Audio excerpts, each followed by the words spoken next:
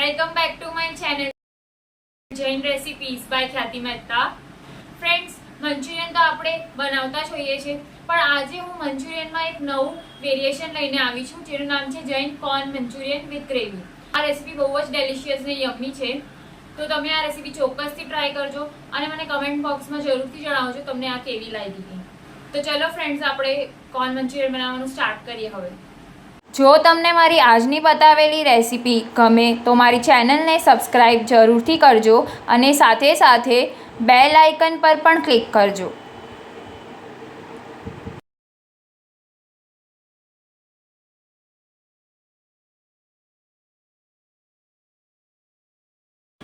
Hello friends, corn Manchurian બનાવવા માટે આપણે સૌથી પહેલાં સ્વીટ કોર્નને મિક્સર જારમાં પલ્સ મોડ પર ક્રશ કરી લઈશું. તમે ચોપરમાં પણ ચોપ કરી શકો છો. હવે આપણે ક્રશ કરેલા સ્વીટ કોર્નને એક બોલમાં લઈ લઈશું અને એના સાથે થોડોક કોર્નફ્લોર એડ કરશું, બેસન એડ કરશું થોડોક, અને મંચુરિયન ક્રિસ્પી થાય એની માટે થોડોક રાઈસ ફ્લોર પણ એડ કરશું.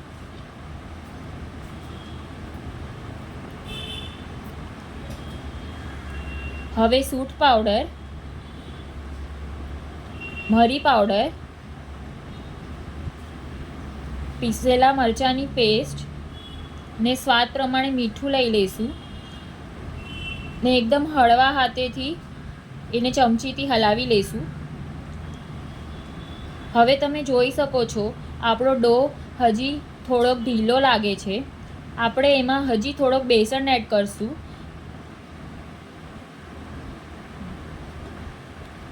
બાઇન્ડિંગ માટે, જેથી કરીને આપણે મંચુરિયન બોલ્સ વાળી શકીએ એકદમ બરાબર. મિક્સ કરી લઈશું હળવા હાથેથી.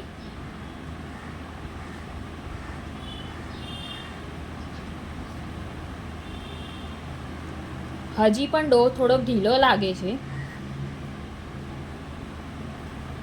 તો એમાં આપણે ફરીથી કોર્નફ્લોર એડ કરશું, થોડોક રાઈસ ફ્લોર પણ એડ કરશું. મસાલા ઓછા ન લાગે એટલે ફરીથી મરી પાવડર પણ એડ કરું છું અને ઝડપથી આપણે એને હલાવી લઈશું. જેમ જેમ આપણે ડો વધારે હલાવતા જશું તેમ તેમ ડો વધારે ઢીલો થતો જશે, માટે બને એટલું ફટાફટ અને હળવા હાથેથી હલાવીને આપણે આવી રીતે મીડિયમ સાઇઝના મંચુરિયન બોલ્સ વાળી લઈશું. હું હજી એક મંચુરિયન બોલ વાળીને તમને બતાડી દઉં છું. આવી રીતે આ ડોમાંથી આપણે બધા જ મંચુરિયન બોલ્સ રેડી કરી લઈશું. આ ડોમાંથી આપણા ટોટલ 9 બોલ્સ બનીને રેડી થયા છે. હવે આપણે મંચુરિયનને સ્લો ટુ મીડિયમ ફ્લેમ પર ફ્રાય કરી લઈશું. બધા જ મંચુરિયન બોલ્સ આપણે એકસાથે ફ્રાય નથી કરવાના, આપણે 2 બેચમાં મંચુરિયન બોલ્સ ફ્રાય કરશું.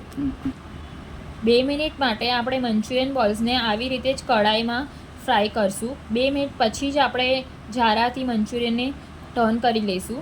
પહેલાં જો ટર્ન કરશું તો મંચુરિયન તૂટી જશે. હવે આપણે આવી રીતે ટર્ન કરતાં મંચુરિયન પ્રોપરલી ફ્રાય કરી લઈશું. જોઈ શકો છો મંચુરિયન હજી આપણા ગોલ્ડન બ્રાઉન નથી થયા, તો થોડીક વાર માટે હજી આપણે આને ફ્રાય કરી લઈશું.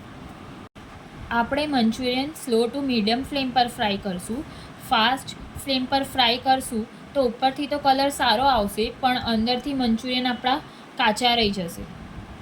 હવે આપણા મંચુરિયન ગોલ્ડન બ્રાઉન અને ક્રિસ્પી થઈ ગયા છે, તમે જોઈ શકો છો. તો હવે આપણે મંચુરિયનને એક પ્લેટમાં લઈ લઈશું. આપણને એક બેચને ફ્રાય કરતાં 4 થી 5 મિનિટ લાગી છે. હવે આવી જ રીતે આપણે બધા જ મંચુરિયન પ્રોપરલી ફ્રાય કરી લઈશું.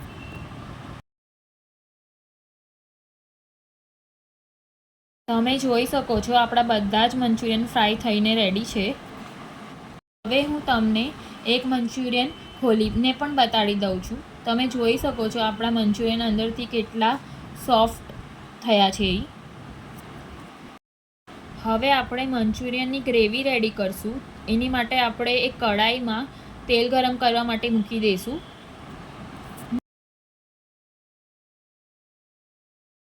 તેલ આપણું ગરમ થઈ ગયું છે. હવે આપણે એક લીલો મરચો ઝીણો ચોપ કરીને એડ કરી લઈશું.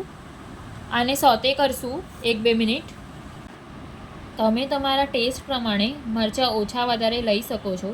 હવે આપણે ચોપ કરેલા કેપ્સિકમ, કોબી, ફણસી અને સ્વીટકોર્નના દાણા કઢાઈમાં એડ કરી લઈશું.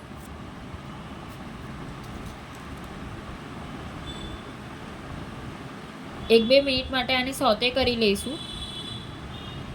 વેજીટેબલ્સ બહુ ઓવરકુક નથી કરવાના, થોડાક ક્રન્ચી રાખવાના છે. પ્રોપરલી સોતે કરી લઈશું.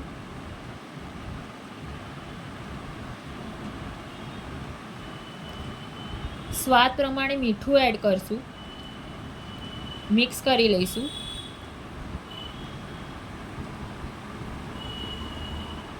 હવે આપણે ટમેટો સોસ લઈશું.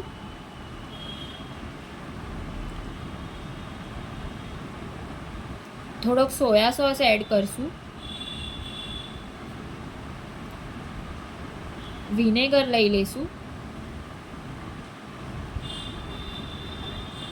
રેડ ચીલી સોસ લઈશું. મરી પાવડર એડ કરશું અને પ્રોપરલી બધું મિક્સ કરી લઈશું. મસાલા અને સોસ તમે તમારા સ્વાદ પ્રમાણે ઓછા વધારે લઈ શકો છો.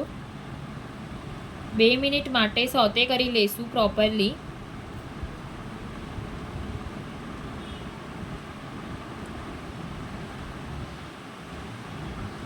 હવે ગ્રેવી કરવા માટે આપણે થોડોક પાણી એડ કરશું. મિક્સ કરી લઈશું.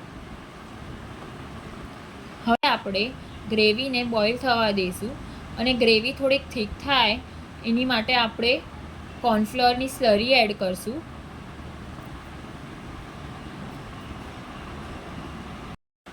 કન્ટિન્યુઅસલી સાથે સાથે સ્ટર કરતા રહીશું જેથી કરીને કોર્નફ્લોર કઢાઈમાં તળિયે ચોંટી ન જાય. હવે ગ્રેવી થોડીક વધારે થીક લાગે છે તો થોડુંક પાણી ફરીથી એડ કરું છું જરૂરિયાત પ્રમાણે ને મિક્સ કરી લઈશું પ્રોપરલી. થોડીક વાર માટે ગ્રેવીને બોઇલ થવા દઈશું. આપણે ગ્રેવીને ટેસ્ટ કરી લઈશું જેથી કરીને મસાલા ઓછા વધારે હોય તો આપણે એડ કરી શકીએ.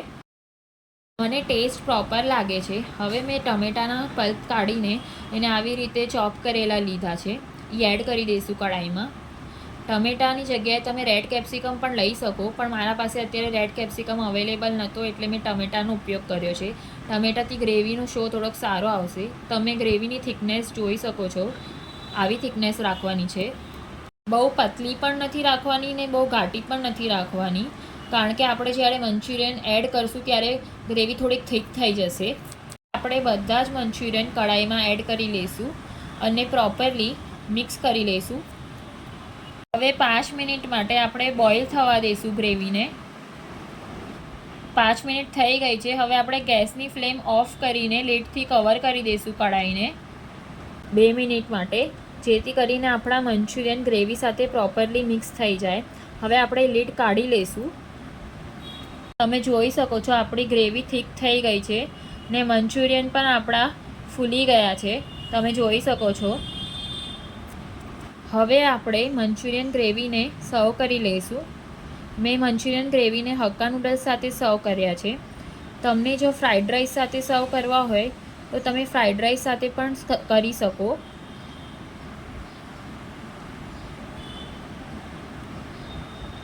તમે જોઈ શકો છો આપણા મંચુરિયન કેટલા સોફ્ટ થયા છે.